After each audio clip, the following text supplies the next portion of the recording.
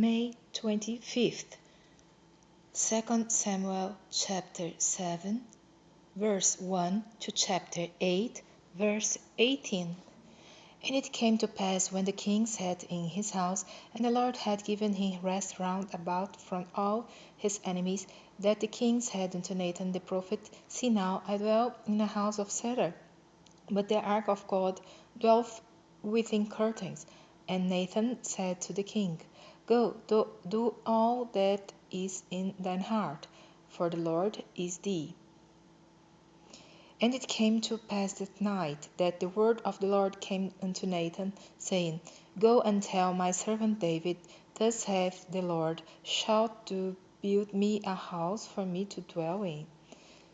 Whereas I have not dwelt in any house since the time that I brought up the children of Israel out of Egypt, even to this day, but have walked in a tent and in a tabernacle. In all the places wherein I have walked with all the children of Israel, spake I a word with any of the tribes of Israel, whom I commanded to feed my people Israel, saying, Why build ye not me a house of cedar? Now therefore so shalt thou say unto my servant David, Thus saith the Lord of hosts, I took thee from the sheepcote, from following the sheep, to be ruler over my people, over Israel. And I was with thee whithersoever thou wentest, and have cut off all thine enemies out of thy sight, and have made thee a great name, like unto the name of the great men that are in the earth. Moreover, I will appoint a place for my people Israel, and will plant them, that they may dwell in a place of their own, and move no more, neither shall the children of wickedness afflict them any more, as before time, and since the time that I commanded judges to be over my people Israel, and have caused thee to rest from all thine enemies. Also the Lord telleth thee that he will make thee a house, and when thy days be fulfilled, and thou shalt sleep with thy fathers, I will set up thy seed after thee, which shall proceed out of thy bowels, and I will establish his kingdom. He shall build a house for my name, and I will establish the throne of his kingdom forever. I will be his father, and he shall be my son. If he commit iniquity, I will chasten him with the rod of men, and with the stripes of the children of men, but my mercy shall not depart away from him, as I took it from Saul, from I put away before thee. And thine house and thy kingdom shall be established forever before thee. Thy throne shall be established forever. According to all these words and according to all this vision, so did Nathan speak unto David. Then went King David in and sat before the Lord, and he said, Who am I, O Lord God, and what is my house that thou hast brought me hitherto? And this was yet a small thing in thy sight, O Lord God, but thou hast spoken also of thy servant's house for a great while to come. And is this the manner of man, O Lord God? And what can David say more unto thee?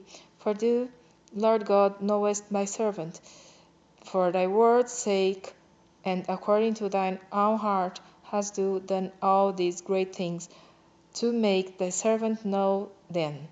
Wherefore thou art great, O Lord God, for there is none like thee, neither is there any God besides thee, according to all that we have heard with our ears. And what one nation in the earth is like thy people, even like Israel, whom God went to redeem for a people to himself, and to make him a name, and to do for you great things and terrible for thy land, before the people which thou redeemest to thee from Egypt, from the nations and their gods, for thou hast confirmed to thyself thy people Israel to be a people unto thee forever, and thou, Lord, art become their Lord, their God. And now, O Lord God, the word that thou hast spoken concerning thy servant, and concerning his house, establish it forever, and do as thou hast said. And let thy name be magnified forever, saying, The Lord of hosts is the God over Israel. And let the house of thy servant David be established before thee. For thou, O Lord of hosts, God of Israel, hast revealed to thy servant, saying, I will build thee a house. Therefore hath thy servant found in his heart to pray this prayer unto thee. And now, O Lord God, thou art that God, and thy words be true, and thou hast promised this goodness unto thy servant.